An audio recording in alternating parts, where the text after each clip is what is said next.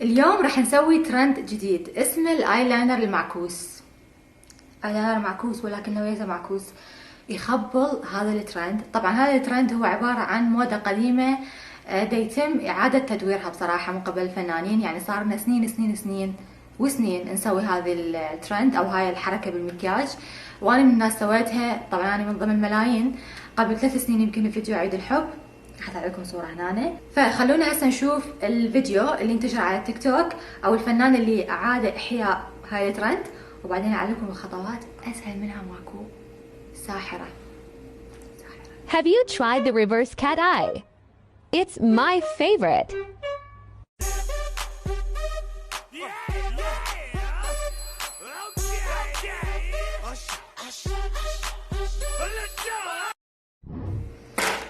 إيه. خلوني أشوفكم الخطوات.